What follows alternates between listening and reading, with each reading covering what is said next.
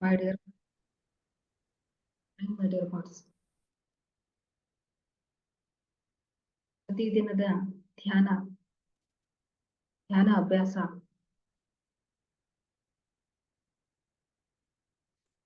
ಸ್ವಾಧ್ಯಾಯ ಸಜ್ಜನ ಸಾಂಗತ್ಯವೇ ಇರಲಿ, ಧ್ಯಾನ ಪ್ರಚಾರವೇ ಇರಲಿ, ನಮ್ಮನ್ನು ನಾವು ಸರಿ ಮಾಡ್ಕೊಳ್ಳೋದೇ ಇರಲಿ, ಈ ಎಲ್ಲ ಪ್ರಯತ್ನಗಳು ನಾವು ಮಾಡ್ಬೇಕಾಗಿರ್ತಕ್ಕಂತಹ ಆದ್ಯ ಕರ್ತವ್ಯ ಅಂದ್ರೆ ತಪ್ಪಾಗ್ಲಿಕ್ಕಿಲ್ಲ. ಹಾಗೇನೆ ಏನ್ ನಡೀತಾ ಇದೆ ಅದನ್ನೆಲ್ಲವನ್ನ ಸ್ವೀಕರಿಸಿ ಇರಬೇಕು ಅನ್ನುವಂತಹ ಪತ್ರಿಜಿ ಗುರುಗಳ ಒಂದು ಕಾನ್ಸೆಪ್ಟ್ ಇದು. ಅದು ಪತ್ರಿ ಸರೇ ಹೇಳಿದ್ದು, ಜೋ ಕುಚ್ ಭಿ ಹೋ ರಹಾ ಹೈ ಸಬ್ ಜೇಲೋ. ಏನ್ ನಡೀತಾ ಇದೆ ಅದನ್ನ ಸುಮ್ನೆ ನೋಡ್ತಾ ಇರಿ, ಅಕ್ಸೆಪ್ಟ್ ಮಾಡ್ಕೋತಾ ಇರಿ, ಸ್ವೀಕರಿಸ್ತಾ ಇರಿ.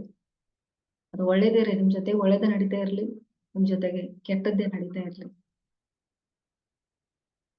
ಹಾಗೆ ನಾವು ಇದ್ದಾಗ ಸಮತ್ವದಲ್ಲಿ ಇರ್ತೀವಿ, ಅಂದ್ರೆ ಮಧ್ಯ ಮಾರ್ಗದಲ್ಲಿ ಇರ್ತೀವಿ. ಯಾಕೆ ಅಂತಂದ್ರೆ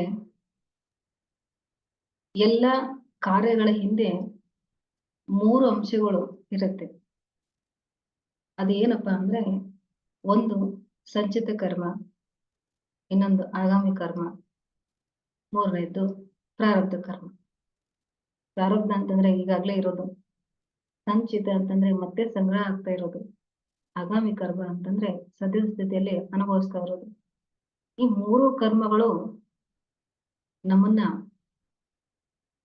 ಪರೀಕ್ಷೆ ಮಾಡ್ತಾ ಇರುತ್ತೆ. ನಾವು ಪಡ್ಕೊಂಡಿರ್ತಕ್ಕಂತಹ, ನಾವು ಸಂಪಾದನೆ ಮಾಡಿರುವಂತಹ ಕರ್ಮಗಳೇ ನಮ್ಮ ಜೀವನವನ್ನ ಯಥಾವತ್ತಾಗಿ ನಡೆಸ್ತಾ ಇರುತ್ತೆ. ಅಪ್ ಅಂಡ್ ಡೌನ್ ನಡೆದಿರುತ್ತೆ ಕರ್ಮಕ್ಕೆ ಅನುಸಾರವಾಗಿ. ಅಂದ್ರೆ ನಮ್ಮ ಗತಿಗಳಿಗೆ ನಾವೇ ಕಾರಣ ಅಂದಂಗಾಯ್ತು. ಯಾರೋ ಬರ್ತಾರೆ, ನಮಗೇನೋ ಕೊಡ್ತಾರೆ, ಅಥವಾ ಏನು ಕೊಡಲ್ಲ, ನಾವ್ ಇನ್ನೊರ್ಗೆ ಅಷ್ಟು ಸಹಾಯ ಮಾಡಿದೀವಿ, ನಮಗವ್ರು ಸಹಾಯ ಮಾಡ್ತಾ ಇಲ್ಲ. ನಾವ್ ಎಷ್ಟೇ ಒಳ್ಳೆಯವರಿದ್ರು, ಎಲ್ಲರಿಗೂ ಎಷ್ಟೇ ಒಳ್ಳೆದನ್ನ ಬಯಸಿದ್ರು, ನಮ್ಗೇನು ಕೆಟ್ಟದ್ದೇ ನಡೀತಾ ಇದೆ. ಇಂಥದ್ದೆಲ್ಲ ಇರುತ್ತೆ ಅಲ್ವಾ. ಇದೆಲ್ಲದ್ರ ಹಿಂದೆ ಕರ್ಮ ಸಿದ್ಧಾಂತ ಅನ್ನೋದೊಂದಿದೆ ಸ್ನೇಹಿತರೆ. ಅದು ನಮಗೆ ಸರಿಯಾಗಿ ಅರ್ಥ ಆಗ್ಬೇಕು ಅಂತಂದ್ರೆ ಏನ್ ನಡೀತಾ ಇದೆಯೋ ಅದೆಲ್ಲವನ್ನ ಸ್ವೀಕರಿಸ್ತಾ ಇರ್ಬೇಕಷ್ಟೆ. ಇದು ನಂದಲ್ಲ, ಇದು ನನಗೆ ಯಾಕೆ ಬಂದಿದೆ ಅಂತ ಅನ್ಕೊಳ್ಳೋ ಹಾಗಿಲ್ಲ. ಇದು ನಿಯಮ. ಈ ನಿಯಮಕ್ಕೆ ನಾವೆಲ್ಲರೂ ಹೀಗೆ ಅಳವಡ್ಬೇಕಷ್ಟೆ. ಅದಕ್ಕೆ ಕೈವಲ್ಯ ಪದ್ಧತಿನಲ್ಲಿ ನಿಜಗುಣ ಶ್ರೀಗಳು ಒಂದು ಮಾತು ಹೇಳ್ತಾರೆ.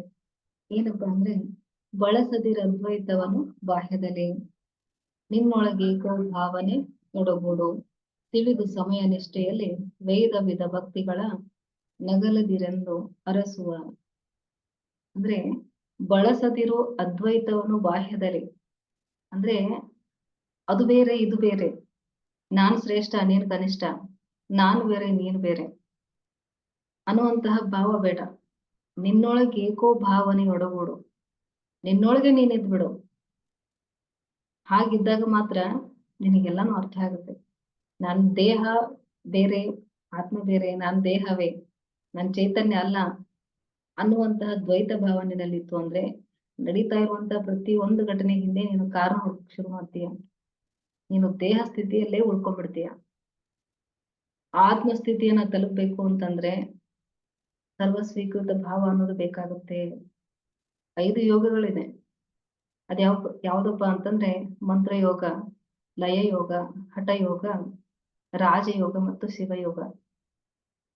ಈ 5 ಯೋಗಗಳಲ್ಲಿ ನಿನ್ನ ಸಾಮರ್ಥ್ಯಕ್ಕೆ ಅನುಸಾರವಾಗಿ ಯಾವ್ದಾದ್ರೂ ಒಂದು ಯೋಗದ ವಿಧಾನವನ್ನ ಅನುಸರಿಸಿ ನಿನ್ನೊಳಗೆ ಏಕೋ ಭಾವನೆ ಒಂದಾಗು. ಒಂದೇ ಅಂತಕ್ಕಂಥ ಭಾವಕ್ಕೆ ನೀನ್ ಬಂದ್ಬಿಡು. ಲಯ ಯೋಗ ಅಂತಂದ್ರೆ ಧ್ಯಾನ. ಓಕೆ, ಲಯ ಅಂತಂದ್ರೆ ಎಲ್ಲದರಲ್ಲಿ ಒಂದಾಗ್ಬಿಡೋದು. ಲಯ ಅಂದ್ರೆ ಕಳ್ಕೊಳ್ಳೋದು. ಓಕೆ, 5 ಯೋಗಗಳಲ್ಲಿ ಧ್ಯಾನ ಯೋಗ ಸಹ ಇದೆ. ಇದನ್ನ ಕೈವಲ್ಯ ಪದ್ಧತಿನಲ್ಲಿ ಉಲ್ಲೇಖ ಮಾಡಲಾಗಿದೆ. ಹಾಗೇನೆ ನೋಡಿ, ನಾವು ಒಂದನ್ನ ಅನುಸರಿಸ್ತಾ ಹೋದ್ರೆ ಇಷ್ಟೆಲ್ಲಾ ವಿಷಯಗಳನ್ನ ಅನುಭವ ಪೂರ್ವಕವಾಗಿ ತಿಳ್ಕೋಬಹುದು. ಸುಮ್ನೆ ನಾವು ಈಗ ಧ್ಯಾನ ಅಭ್ಯಾಸ ಮಾಡ್ತಾ ಇರ್ತೀವಿ, ವಿಚಿತ್ರ ಏನು ಅಂತಂದ್ರೆ, ನಾನು ಸುಮಾರು ಸತಿ ಕೇಳ್ತಾ ಇದ್ದೀನಿ. ಧ್ಯಾನ ಮಾಡೋದಕ್ಕೇನೋ ಶುರು ಮಾಡ್ತಾರೆ. ಆಸಕ್ತಿಯಿಂದ, ಶ್ರದ್ಧೆಯಿಂದ ಶುರು ಮಾಡ್ತಾರೆ. ಏನೇ ಆಗ್ಲಿ ನಾನ್ ಧ್ಯಾನ ಬಿಡೋದಿಲ್ಲ ಅಂತ ಹೇಳ್ತಾರೆ. ಆದ್ರೆ ಧ್ಯಾನ ಮಾಡೋದಕ್ಕೆ ಆರಂಭಿಸಿದ್ಮೇಲೆ ಸ್ವಲ್ಪ ದಿವಸಗಳಲ್ಲೇ ನನಗೆ ಧ್ಯಾನ ಸರಿಯಾಗಿ ಆಗ್ತಾ ಇಲ್ಲ. ಒಂದ್ ದಿವಸ ಸರಿಯಾಗಿ ಆಗುತ್ತೆ, ಒಂದ್ ದಿವಸ ಸರಿಯಾಗಿ ಆಗಲ್ಲ. ಅನುಭವ ಆಗ್ತಾ ಇದೆ, ಅನುಭವ ಆಗ್ತಾ ಇಲ್ಲ. ಅವ್ರ ಅನುಭವ ಆಗಿದೆ, ನನ್ನ ಅನುಭವ ಯಾಕೆ ಹೀಗಿಲ್ಲ? ಇದು ಶುರುವಾಗುತ್ತೆ. ಯಾವುದು ಕೂಡ ತಕ್ಷಣದಲ್ಲಿ ಆಗುವುದಿಲ್ಲ ಸ್ನೇಹಿತರೆ. ಯಾವುದೂ ಕೂಡ ಆಗಲ್ಲ.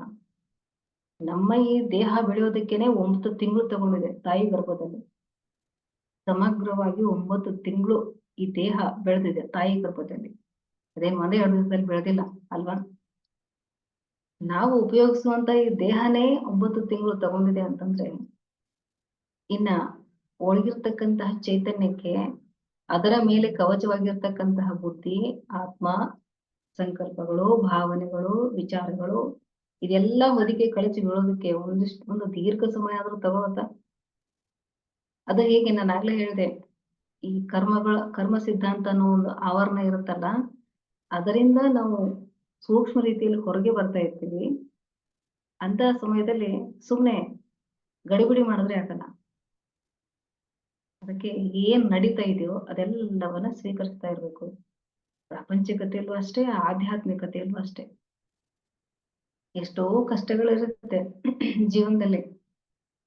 ಕಷ್ಟ ಇದೆ ಅಂತ ತಲೆ ಮೇಲೆ ಕೈ ಹೊತ್ತು ಕೂತ್ಕೊಳ್ಳೋದಲ್ಲ.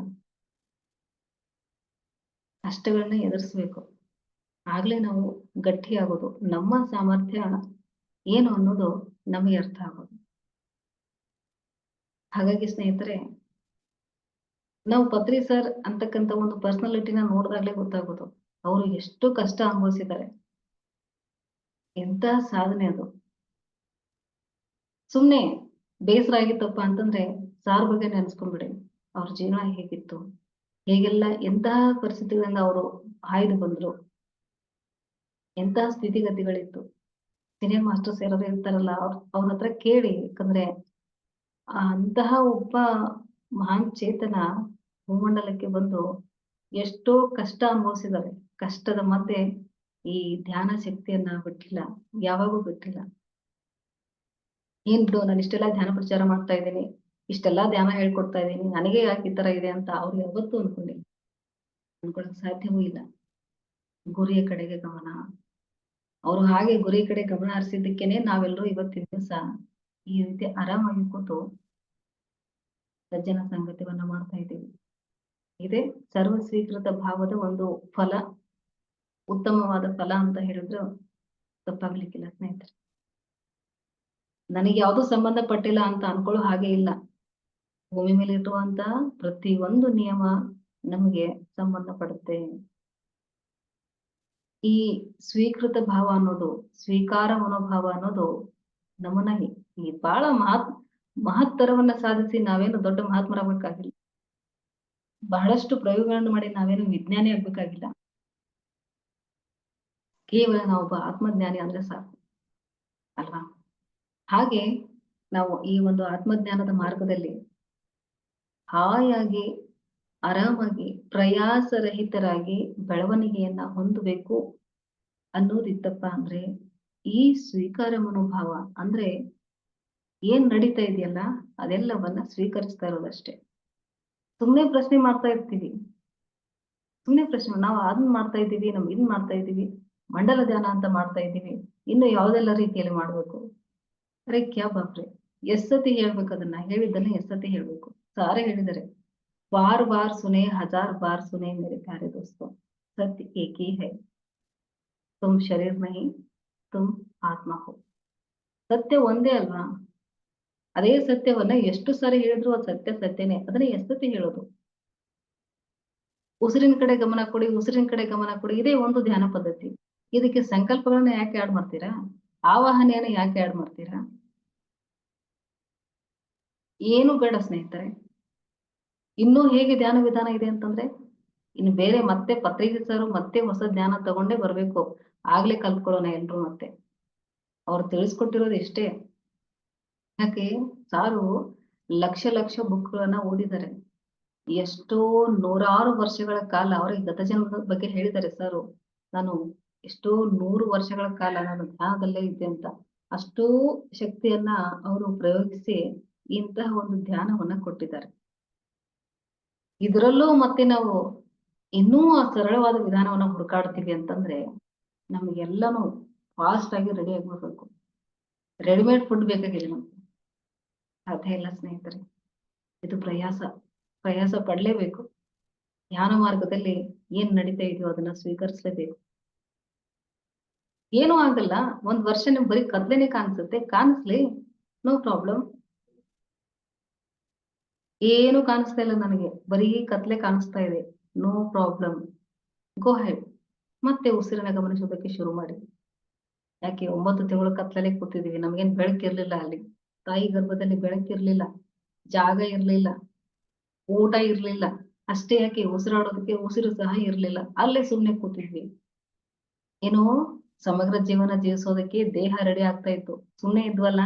ಹಾಗೆ ಆಧ್ಯಾತ್ಮಿಕತೆ ಒಂದು ಗರ್ಭಕ್ಕೆ ನಾವು ಬಂದ ನಂತರ ಆತ್ಮ ಪಕ್ವ ಆಗೋದಕ್ಕೆ ಸಮಯ ಬೇಕಾಗುತ್ತೆ, ರೆಡಿ ಆಗೋದಕ್ಕೆ ಸಮಯ ಬೇಕು. ಅದಕ್ಕೆ ಕೊಡ್ಬೇಕು, ಸುಮ್ನೆ ಇರ್ಬೇಕಷ್ಟೇ. ಏನಂದ್ರೆ ಏನೂ ಆಗಲ್ಲ ಸ್ನೇಹಿತರೆ. ಸುಮ್ನೆ ಇದ್ದು ಗಮನಿಸಿದಾಗ್ಲೇನೆ ಎಲ್ಲ ಸಿಗೋದು ನಮ್ಗೆ. ಅದಾಯ್ತಾ ಇದಾಯ್ತಾ ಅಂತ ಸುಮ್ನೆ ತಲೆ ಕೆಡಿಸ್ಕೊಳ್ತಾ ಹೋದ್ರೆ ಅದಕ್ಕೆ ಸಾಧನೆ ಅಂತ ಕೂಡ ಕರೆಯಲ್ಲ. ನಾವು ಅಚೀವ್ಮೆಂಟ್ ಮಾಡೋದಕ್ಕೆ ಪ್ರಯತ್ನ ಪಡ್ತಾ ಇದೀವಿ. ಒಂದೇ ಮಾತು ಹೇಳ್ಬೇಕಂದ್ರೆ ಏನಾದ್ರೂ ಅಚೀವ್ ಮಾಡ್ಬೇಕು ನಾವು. ಧ್ಯಾನ ಮಾರ್ಗದಲ್ಲಿ ಏನಾದ್ರು ಇದು ಅಚೀವ್ಮೆಂಟ್ ಅಲ್ಲ ಸ್ನೇಹಿತರೆ. ಸಾಧನಾ ಕ್ಷೇತ್ರ ಅಲ್ಲ ಇದು. ಏನಾದ್ರೂ ಬಾಹ್ಯದಲ್ಲಿ ಸಾಧನೆ ಮಾಡ್ತೀನಿ ಅಂತಂದ್ರೆ ಅಲ್ಲ. ಅಂತರಂಗದ ಸಾಧನೆಯನ್ನ ನೀವು ಒಬ್ಬ ಗುಪ್ತಗಾಮಿನಿ ತರ ಮಾಡ್ತಾ ಹೋದ್ರೆ ಬಾಹ್ಯದಲ್ಲಿ ನಿಮ್ಗೆ ಏನ್ ಸಿಗ್ಬೇಕೋ ಅದೆಲ್ಲಾ ಸಹಜವಾಗಿ ಸಿಗ್ತಾ ಹೋಗುತ್ತೆ. ಯಥಾವತ್ತಾಗಿ ಹೇಗಿದೆಯೋ ಹಾಗೆ ಸಿಗುತ್ತೆ. I have to see what is the end of meditation. ಇಷ್ಟೇ ಇರ್ಬೇಕಷ್ಟೇ. ನಾನು ಏನ್ ನೋಡ್ಬೇಕಾಗಿದೆ, ಧ್ಯಾನದ ಅಂತಿಮ ಘಟ್ಟ ಏನು, ಧ್ಯಾನದ ಅಂತಿಮ ಸ್ಥಿತಿ ಹೇಗಿದೆ, ನಾನು ಅದನ್ನ ನೋಡ್ಬೇಕು. ಅದು ಬಿಟ್ಟು ನನಗೆ ಅದು ಸಿಕ್ಕಿಲ್ಲ ಧ್ಯಾನ ಮಾಡ್ತಾ ಇದ್ದೀನಿ, ನನಗೆ ಇದು ಸಿಕ್ಕಿಲ್ಲ ಅದಕ್ಕೋಸ್ಕರ ಧ್ಯಾನ ಮಾಡ್ತಾ ಇದ್ದೀನಿ, ನಾನು ಧ್ಯಾನ ಮಾಡ್ತಾ ಇದ್ದೀನಿ ಇನ್ನೊಬ್ರು ಯಾರು ಧ್ಯಾನ ಮಾಡ್ತಿಲ್ಲ ಅವ್ರಿಗೋಸ್ಕರ ಧ್ಯಾನ ಮಾಡ್ತಿದ್ದೀನಿ. ಕ್ಯಾ ಬಾತ್. ಇದನ್ನ ಹೇಳ್ಕೊಟ್ಟಿದ ನಮ್ ಸರು ಇಲ್ಲ ಅಲ್ವಾ? ನಿನಗೆ ಹಸಿವಾಗಿದ್ರೆ ನೀನೇ ಊಟ ಮಾಡ್ಬೇಕು. ಇನ್ನೊಬ್ಬರ ಕರ್ಮ ಸಿದ್ಧಾಂತಕ್ಕೆ ಅನುಗುಣವಾಗಿ ಅವ್ರ ಕಷ್ಟ ಇರುತ್ತೆ, ಅವರು ಅವರ ಕಷ್ಟವನ್ನ ಅವರೇ ಪರಿಹಾರ ಮಾಡ್ಕೋಬೇಕು.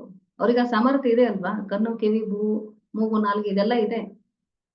ಮನೆಯಲ್ಲಿ ಯಾರೋ ಒಬ್ರು ತೊಂದರೆ ಆಗಿದೆ, ಫಾರ್ ಎಕ್ಸಾಂಪಲ್ ಗಂಡ ಹೆಂಡತಿ, ಗಂಡನಿಗೆ ಏನೋ ಸಮಸ್ಯೆ ಆಗಿದೆ, ಹೆಂಡತಿ ಹೇಳ್ತಾಳೆ ನಾನು ಧ್ಯಾನ ಮಾಡಿ ಅವ್ರಿಗೆ ಎನರ್ಜಿ ಕೊಡ್ಬೋದಾ? No masters. ಅವರವರ ಕರ್ಮವನ್ನ ಅವರೇ ಸರಿ ಮಾಡ್ಕೋಬೇಕು, ಅವರವರ ಕಷ್ಟವನ್ನ ಅವರೇ ಎದುರಿಸಬೇಕು. ಧ್ಯಾನಕ್ಕೆ ಕೂತ್ಕೊಳ್ಳಿ ಅಂತ ಪ್ರೋತ್ಸಾಹ ಮಾಡಿ, ಇನ್ನೊಬ್ಬರಿಗೆ ನಾನು ಧ್ಯಾನ ಕೊಡ್ತೀನಿ ಇನ್ನೊಬ್ಬರಿಗೆ ಶಕ್ತಿ ಕೊಡ್ತೀನಿ ಅಂತಂದ್ರೆ ನೋ, ಇಲ್ಲ, ತಪ್ಪದು. ಮತ್ತೆ ಹಾಗೆ ಮಾಡೋದಕ್ಕೆ ಅದು ಧ್ಯಾನ ಕೂಡ ಅಂತ ಅನ್ಸ್ಕೊಳ್ಳಲ್ಲ. ಅದು ಧ್ಯಾನವೇ ಅಲ್ಲ ಸ್ನೇಹಿತರೆ.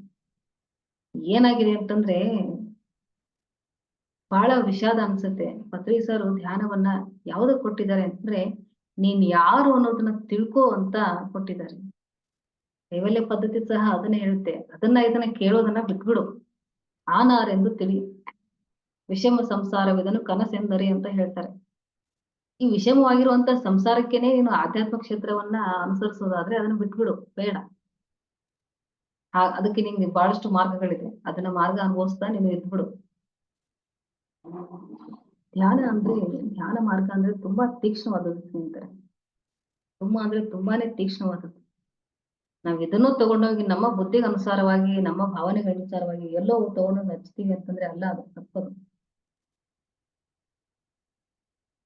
ಇದು ನನ್ನ ಒಂದು ಧ್ಯಾನದ ಪಯಣದಲ್ಲಿ ಆದಂತಹ ವ್ಯಕ್ತಿಗತ ಅನುಭವದ ಆಧಾರದ ಮೇಲೆ ನಾನು ಮಾತಾಡ್ತಾ ಇದ್ದೇನೆ.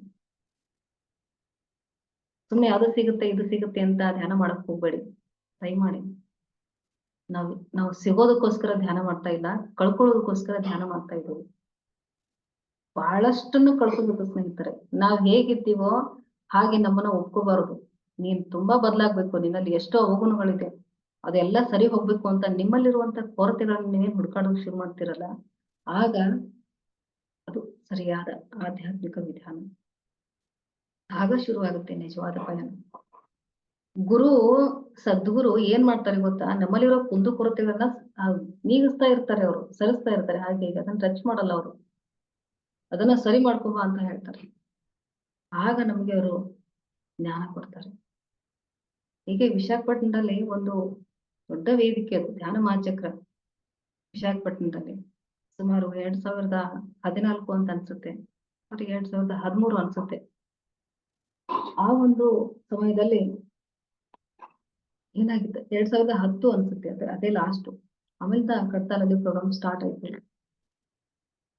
ಒಬ್ರು ಬೆಳಗ್ಗೆ ಧ್ಯಾನ ಮುಗೀತು, 3 ಗಂಟೆ ಧ್ಯಾನ ಮುಗೀತು. ಆಮೇಲೆ ಧ್ಯಾನ ಮುಗಿದ್ಮೇಲೆ ಒಬ್ರು ಯಾರೋ ತಾಯಿ ಅವ್ರ ಮಗುನ ತಗೊಂಡ್ಬಂದು ಸಾರ್ ಹತ್ರ ಕೂರಿಸ್ತಾ ಇದ್ದಾರೆ. ಆ ಮಗುಗೆ ಏನೋ ತೊಂದ್ರೆ ಇತ್ತು, ಸರಿಯಾಗಿ ಓಡಕ್ ಆಗ್ತಿಲ್ಲ, ಕುತ್ಕೊಳಕ್ಕೂ ಆಗ್ತಾ ಇಲ್ಲ. ಇವ್ರು ಎಷ್ಟು 15-20 ನಿಮಿಷ ನಿಂತು ಸಾರ್ ಹತ್ರ ಏನೋ ಆ ಹೆಣ್ಮಗಳು ಹೇಳ್ತಾಳೆ. ಸಾರ್ ಒಂದ್ ಫ್ರಾಕ್ಷನ್ ಆಫ್ ಸೆಕೆಂಡ್ ಸಹ ಮಗು ಕಡೆ ತಿರುಗಿ ನೋಡಿಲ್ಲ sir. Do meditation and go ಅಂತ ಹೇಳ್ಬಿಟ್ರು ಅಷ್ಟೇ. ಅದೇ ಗುರು ತತ್ವ ಅಂತಂದ್ರೆ. ಮೊದಲು ನಿನ್ನ ಕೊರತೆಗಳನ್ನ ನೀಗಿಸ್ಕೋ, ಆಗ ನಿನ್ ಕಡೆ ನೋಡ್ತೀನಿ ಅಂತ ಹೇಳ್ತಾರೆ. ನಾವೇನ್ ಮಾಡ್ತೀವಿ, ಗುರು ಹತ್ರ ಹೋಗ್ಬೇಕಾದ್ರೆ ನಮ್ಮ ಪ್ರಾಪಂಚಿಕತೆ ಒಂದು ದೊಡ್ಡ ಲಿಸ್ಟ್ ಅನ್ನೇ ತಗೊಂಡ್ ಹೋಗ್ತೀವಿ. No masters. ಏನ್ ಕೇಳಿದೀವಿ, ಎಷ್ಟು ಕೇಳಿದೀವಿ, ಎಷ್ಟು ಸಾರಿ ಬಂದಿದೀವಿ, ಇನ್ನೂ ಬೇಸರ ಆಗಿಲ್ಲ. ಬೇಸರ ಪಡ್ಬೇಕು. ನಾವು ಈ ಭವಕ್ಕೆ ಬರೋದಕ್ಕೆ ಬೇಸರ ಪಡ್ಬೇಕು, ಅಸಹ್ಯ ಪಡ್ಬೇಕು. ಅದಕ್ಕೂ ಒಂದ್ ಮಾತು ಹೇಳ್ತಾರೆ, ಭವಮಾಲೆಗಲಸು ಹುಸಿಯದಿರೆಡು ಬಂದು, ಭವಮಾಲೆಗಲಸು ಹುಸಿಯದಿರೆಡರು ಬಂದು ಅಂತ. ಈ ಭೂಮಿಗೆ ಬರುವಂತಹ ಒಂದು ಬರ್ತಿದೀವಲ್ಲ, ಇದಕ್ಕೆ ಅಸಹ್ಯ ಪಡ್ಬೇಕು ಅಂತ ಹೇಳ್ತಾರೆ. ಎಷ್ಟು ಸಾರಿ ಬಂದಿದೀವಿ, ಬೇಜಾರ್ ಮಾಡ್ಕೋಬೇಕು. ಹಾಕೊಂಡಿರೋ ಬಟ್ಟೆನ ಎಸತಿ ಹಾಕೋತೀವಿ, ಹಳೆ ಬಟ್ಟೆನ ಹಾಕೋತೀವ, ಬಣ್ಣ ಹೋಗಿದೆ, ತುಂಬಾ ಹಳೇದು, ಬೇಸರ ಆಗುತ್ತೆ. ಅಷ್ಟೇ ಯಾಕೆ, ಬೆಳಗ್ಗೆ ಮಾಡಿದ ತಿಂಡಿನ 3 ಹೊತ್ತು ತಿನ್ನಕ್ಕಾಗಲ್ಲ ನಮ್ಗೆ, ಅದನ್ನೇ ತಿನ್ಬೇಕಾ ಅಂತ ಹೇಳ್ತೀವ ಇಲ್ಲ? ಸ್ನೇಹಿತರೆ, ಯಾರಿಗೆ ಸಾಧ್ಯತೆ ಇದೆಯೋ ವಿಡಿಯೋ ಆನ್ ಮಾಡ್ಕೊಳ್ಳಿ ಪ್ಲೀಸ್. ಸಾಧ್ಯತೆ ಇದ್ದವರು ವಿಡಿಯೋ ಆನ್ ಮಾಡ್ಕೊಳ್ಳಿ. ಆಮೇಲೆ ಮತ್ತೇನ್ ಮಾಡ್ತೀವಿ, ಬಳಸಿರುವಂತ ವಸ್ತುವನ್ನ ಬಳಸೋದಕ್ಕೆ ಬೇಸರ ನಮಗೆ. ಯಾಕಾದ್ರೂ ಮತ್ತದನ್ನೇ ಬಳಸ್ಬೇಕಾ ಅಂತ ಅನ್ಕೋತೀವಿ. ಭವಮಾಲೆಗಲಸು ಜನನಗಳ ಸಮೂಹಕ್ಕೆ ಹೇಸು ಅಂತ ಹೇಳ್ತಾರೆ. ಈ ಜನನ ಮರಣ ಚಕ್ರಕ್ಕೆ ನಾವು ಹೇಸ್ಬೇಕು, ಬೇಜಾರ್ ಮಾಡ್ಕೋಬೇಕು. ಅಪ್ಪ ಎಷ್ಟ್ ಸತಿನಾದ್ರೂ ಬರೋದು ನಾನು, ಎಷ್ಟು ಸಾರಿ ಬರ್ಬೇಕು ಅಂತ ಬೇಸರ ಮಾಡ್ಕೋಬೇಕು. ಹೇಳ್ತಿರ್ತೀನಿ ನೋಡಿ, ಬೆಂಗಳೂರ ಬಾಳ ಸತಿ ಹೋಗಿದ್ದೀನಿ ನಾನು, ಬೇಜಾರು, ಅಲ್ಲಿ ಹೋಗ್ ನನ್ಗೆ ಇಷ್ಟ ಇಲ್ಲ ಅಂತ ಹೇಳ್ತೀನಿ. ಹಾಗೆ ಅನ್ಕೋಬೇಕು ಭೂಮಿಗೆ ಬರೋದಕ್ಕೆ.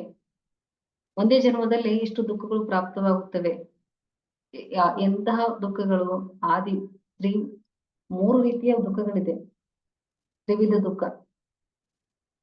ಆದಿ ಭೌತಿಕ ದುಃಖ, ಆದಿ ಭೌತಿಕ, ಆದಿ ಪ್ರಾಪಂಚಿಕ ಅಂತ 3 ವಿಧದ ದುಃಖಗಳಿದೆ ಅಲ್ವಾ?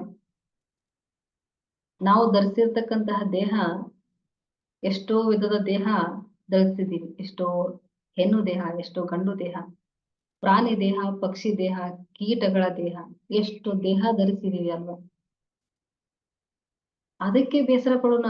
ಎಷ್ಟು ದೇಹ ಧರಿಸಿದೀನಿ, ಎಷ್ಟು ದೇಹಗಳನ್ನ ಇಲ್ಲಿ ಬಿಟ್ಟು ಹೋಗಿದ್ದೀನಿ, ಅದಕ್ಕೆ ಬೇಜಾರಿಲ್ಲ ನಮ್ಗೆ. ಮತ್ತೆ ಮತ್ತೆ ಬರ್ತಾನೆ ಇದ್ದೀವಿ.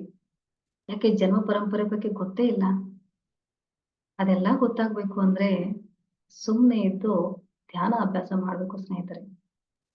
ನಾವಿರುವಂತ ಭೂಮಿ ಸ್ಮಶಾನ ಬಿಟ್ರೆ ಬೇರೆ ಏನಲ್ಲ. ಎಷ್ಟೋ ಯುಗ, ಎಷ್ಟೋ ವರ್ಷಗಳು, ಎಷ್ಟೋ ಲಕ್ಷ ಜ್ಯೋತಿರ್ವರ್ಷಗಳು ಕಳೆದು ಹೋಗಿದೆ ಈ ಭೂಮಂಡಲ ಉದ್ಭವ ಆಗಿ. ಅಲ್ಲಿಂದ ಇಲ್ಲಿವರೆಗೆ ನಾವ್ ಎಷ್ಟೋ ಸಾರಿ ಬಂದಿದೀವಿ, ಹೋಗಿದ್ದೀವಿ. ನಾವ್ ಬಂದು ಹೋಗದೆ ಇರ್ತಕ್ಕಂತ ಸಮಯನೇ ಇಲ್ಲ. ಕೃಷ್ಣ ಹೇಳಿದ್ದದನ್ನೇ ಅರ್ಜುನನಿಗೆ, ನನಗೆಲ್ಲ ನೆನಪಿದೆ, ನಿನಗೆ ನೆನಪಿಲ್ಲ, ನೆನಪು ಮಾಡ್ಕೊ.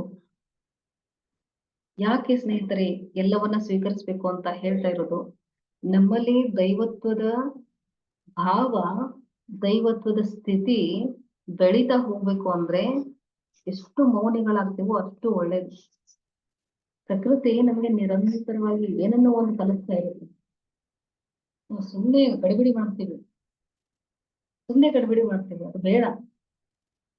ನಿಧಾನ ಅನ್ನೋದು ಎಷ್ಟಿರುತ್ತೋ ಅಷ್ಟು ಒಳ್ಳೇದು.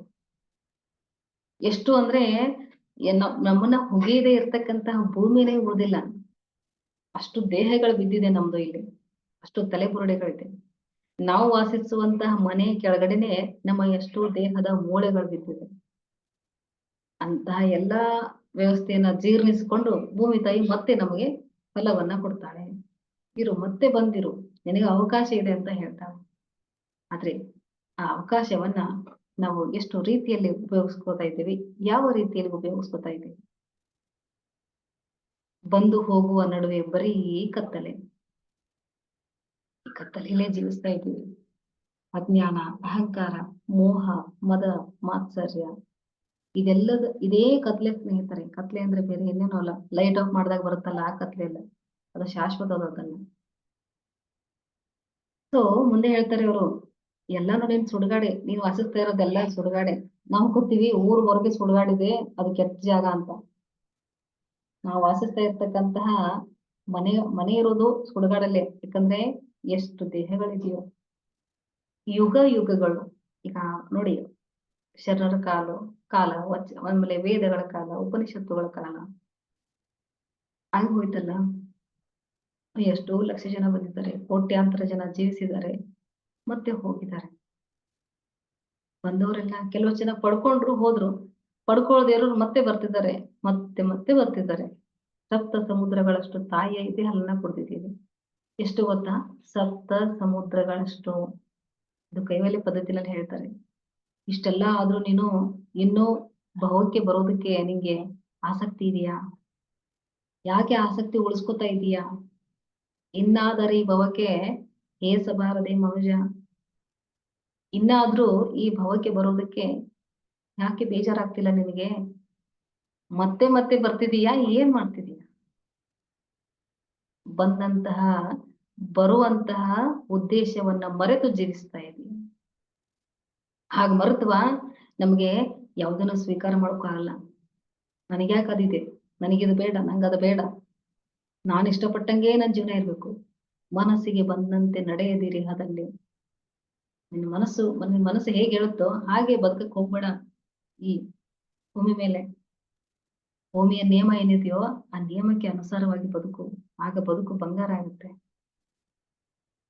ಸ್ನೇಹಿತರೆ, ಎಷ್ಟು ದಿವಸ ಬದುಕ್ತೀವಿ ನಾವು? ಏನಾದ್ರು ಗೊತ್ತಿದ್ಯಾ? ಈಗಲೇ ಸಾಯ್ತೀವಿ ಅನ್ನೋದು ಗೊತ್ತಿದ್ಯಾ? ಸಾವು ಹೀಗೆ ಬರುತ್ತೆ ಅನ್ನೋದು ಗೊತ್ತಿದ್ಯಾ? ಇಲ್ಲ. ಅದು ಏನಾದ್ರು ಗೊತ್ತಿತ್ತು ಅಂದ್ರೆ ನಾವು ಇನ್ನೂ ಯಾವ ರೀತಿ ಬೇಡಿಕೆ ಇಟ್ಕೊತಿದ್ವು ಅಂತ ಅನ್ಸುತ್ತೆ ಅಲ್ವಾ? ಈಗ ನಾವು ಪೌರಾಣಿಕ ಕಥೆಗಳಲ್ಲೆಲ್ಲ ಕೇಳ್ತೀವಿ ನೋಡಿ. ಪ್ರತ್ಯಕ್ಷ ಆದ ತಕ್ಷಣ ಅವರು ಸಾವೇ ಬೇಡ ಅಂತ ಕೇಳ್ತಾ ಇದ್ರು. ಸಾವು ಬೇಡ ಅಂದ್ರೂ ಬರುತ್ತೆ, ಬೇಕು ಅಂದ್ರೂ ಬರುತ್ತೆ. ಓಕೆನಾ? ಸೊ ಅದು ಒಂದು ಬದಲಾವಣೆ ನಮ್ದು. ಅಲ್ಲಿ ನಮ್ಮನ್ನ ಬೇರ್ಪಡಿಸಿ ಬಿಡುತ್ತೆ ಸಾವು ಅನ್ನೋದು. ಎಷ್ಟು ಒಳ್ಳೇದು ಗೊತ್ತಾ ಅದು? ಎಲ್ಲಾ ಜಂಜಾಟಗಳಿಂದ, ಅಜ್ಞಾನದಿಂದ, ಎಲ್ಲದ್ರಿಂದ ಒಂದೇ ಸೆಕೆಂಡ್ ಅಲ್ಲಿ ನಮ್ಮನ್ನ ದೂರ ಮಾಡ್ಬಿಡುತ್ತೆ.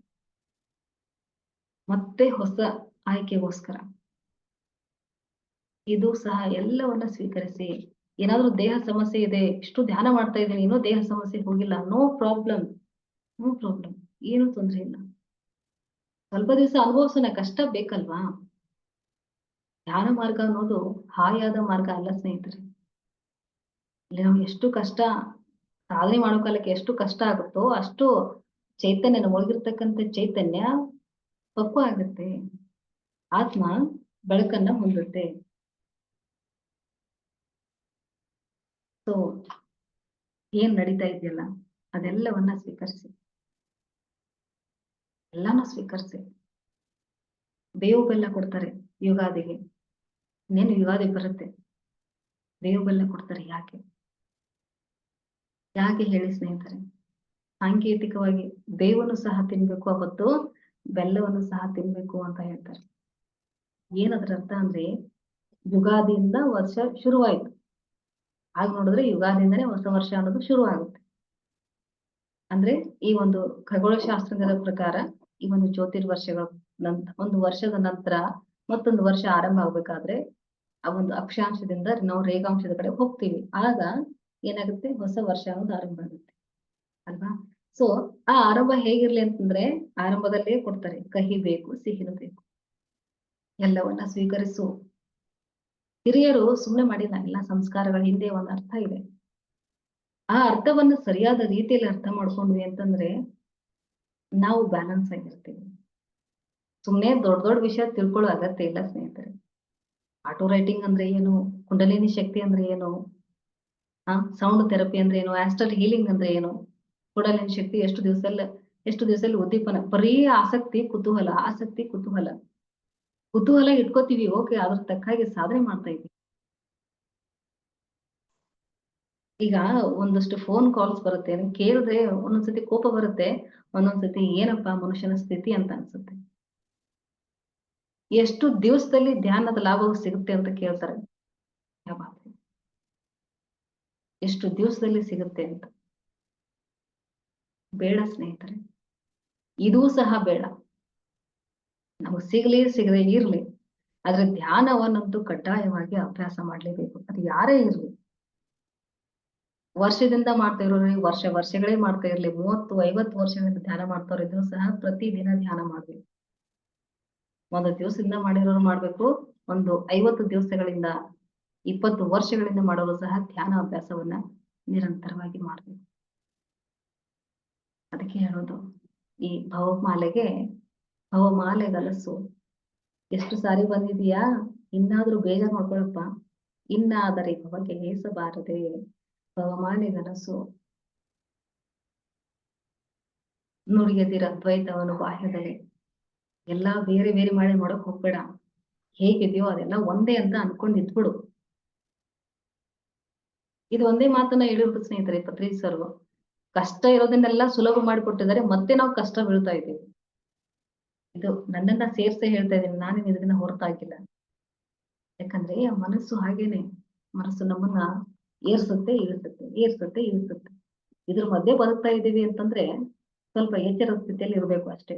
ಎಲ್ಲಿ ಏರ್ತಾ ಇದ್ದೀವಿ, ಎಲ್ಲಿ ಇಳಿತಾ ಇದ್ದೀವಿ.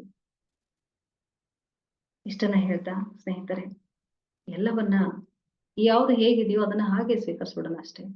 ಫಾರ್ ಎಕ್ಸಾಂಪಲ್ ಹೇಳ್ಬೇಕಂದ್ರೆ, ಅಶೋಕ್ ಸರ್ ಅವರಿದ್ದಾರೆ, ನಾನು ಅವ್ರನ್ನ ನೋಡ್ತಾ ಇದ್ದೀನಿ. ಅಶೋಕ್ ಸರ್ ಹೇಗಿದ್ದಾರೆ ಅವ್ರನ್ನ ಹಾಗೆ ನೋಡ್ಬೇಕಷ್ಟೇ, ದೃಷ್ಟಿಕೋನ ಹಾಗೆ ನೋಡ್ಬೇಕು. ಅಶೋಕ್ ಸರ್ ಎಷ್ಟು ಸಂಪಾದನೆ ಮಾಡ್ತಾರೆ, ಅವ್ರ ಏನ್ ಕೆಲಸ ಮಾಡ್ತಾರೆ, ಎಷ್ಟು ದಿವಸ ಧ್ಯಾನ ಮಾಡ್ತಿದ್ದಾರೆ, ನನ್ನ ಒಂದು ಅನುಭವವನ್ನ ಅವ್ರ ಅನುಭವದ ಜೊತೆಗೆ ಹೋಲಿಕೆ ಮಾಡ್ತಾ ನೋಡ್ಬಾರ್ದು. ಅದು ಒಂದು ಚೈತನ್ಯ, ಭೂಮಂಡಲಕ್ಕೆ ಬಂದಿರ್ತಕ್ಕಂಥ ಒಂದು ಚೈತನ್ಯ. ಅವರ ಒಂದು ಚೈತನ್ಯ ಸಾಮರ್ಥ್ಯಕ್ಕೆ ಅನುಸಾರವಾಗಿ ಅವ್ರು ಜೀವನ ಮಾಡ್ತಿದ್ದಾರೆ.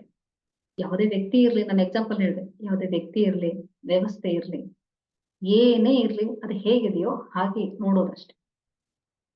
ಆಗ ನಾವು ಆತ್ಮನ ಸ್ಥಿತಿಯಲ್ಲಿ ಇರ್ಲಿಕ್ಕೆ ಶುರು ಮಾಡ್ತೀವಿ. ಅದಕ್ಕೆ ಸ್ನೇಹಿತರೆ, ಸರ್ವ ಸ್ವೀಕೃತ ಭಾವ, ಏನ್ ನಡೀತಾ ಇದೆಯೋ ಅದೆಲ್ಲವನ್ನ ಸ್ವೀಕರಿಸಿ. ಮತ್ತೆ ಇದಕ್ಕೆ ಎಕ್ಸ್ಟ್ರಾ ಕ್ವೆಶನ್ಸ್ ಬೇಡ. ಎಲ್ಲಾ ಸ್ವೀಕರಿಸಿ ಅಂತ ಹೇಳಿದ್ರೆ ನಮ್ದೆಲ್ಲಾ ಸರಿನೇ ಇರುತ್ತೆ, ಆದ್ರೂ ಸಹಿತ ನಾವು ಬಯಸ್ಕೋಬೇಕಾಗತ್ತೆ, ಅವಮಾನ ಮಾಡ್ಕೋಬೇಕಾಗತ್ತೆ. ಅದು ಸರಿನಾ ಅಂತ ಕೇಳಕ್ ಹೋಗ್ಬೇಡಿ. ಯಾಕಂದ್ರೆ ಇದು ಸಾರ್ ಹೇಳಿದ್ದು ಸಂದೇಶ ಯಥಾವತ್ತಾಗಿ ಹೇಗಿದ್ಯೋ ನಾನು ಹಾಗೆ ನಿಮ್ ಮುಂದೆ ಇಡ್ತಾ ಇದ್ದೀನಿ ಅಷ್ಟೇ. ಯಾಕೆ ಅದನ್ನ ನಾನು ಅಳವಡಿಸ್ಕೊಂಡಿದ್ದೀನಿ ಜೀವನದಲ್ಲಿ. No question, no doubts about your life ಅಷ್ಟೇ. ಯಾಕೆ ಅದೆಲ್ಲವನ್ನ ನೀಗಿಸ್ಕೊಂಡೆ ನಾವ್ ಇಲ್ಲಿ ಬಂದಿದ್ದೀವಿ. ಏನು ಗೊಂದಲ ಇಲ್ಲ, ಏನು ಕ್ವಶನ್ಸ್ ಇಲ್ಲ. ಓಕೆ, ಹೋಗ್ತೀಯಾ ಭೂಮಿಗೆ? ಎಸ್ ಹೋಗ್ತೀನಿ. ಇಂತಹ ಟೆಸ್ಟ್ ಬರೀತೀಯಾ? ಓಕೆ ಬರೀತೀನಿ. ಫೈನಲ್ ಇಯರ್ ಎಕ್ಸಾಮ್ ಬರುತ್ತೆ, ಅದನ್ನು ಬರೆಯೋದಕ್ಕೆ ಸಿದ್ಧವಾ? ಓಕೆ. ಅಷ್ಟೆಲ್ಲ ರೆಡಿ ಆಗೇ ಬಂದಿದ್ದು ಭೂಮಿಗೆ. ಬಂದ ಮೇಲೆ ಪ್ರಶ್ನೆಗಳು ಯಾಕೆ ಅಲ್ವಾ ಸ್ನೇಹಿತರೆ? ಮತ್ತೊಂದು ಭೇಟಿಯಲ್ಲಿ ಇನ್ನೊಂದು ವಿಷಯದೊಂದಿಗೆ ನಿಮ್ ಮುಂದೆ ಬರ್ತೀನಿ. ಇಂತಹ ಒಂದು ಅದ್ಭುತವಾದ ವೇದಿಕೆಯನ್ನ ನಮ್ಮೆಲ್ಲರಿಗೂ ಕೊಟ್ಟಂತಹ ಪಿತಾಮಹ ಬ್ರಹ್ಮರ್ಷಿ ಪತ್ರಿಜಿ ಸರ್ ಅವರಿಗೆ, ಹಾಗೂ ಮೈಸೂರು ಪಿರಮಿಡ್ ಮಾಸ್ಟರ್ ಆದಂತಹ ಶ್ರೀಯುತ ಚನ್ನಬಸವ ಸರ್ ಅವರಿಗೆ, ಅನಿತಾ ಮೇಡಮ್ ಅವರಿಗೆ, ಹಾಗೂ ವಿನಯ್ ಸರ್ ಅವರಿಗೆ ತುಂಬ ಹೃದಯದ ಧನ್ಯವಾದಗಳು.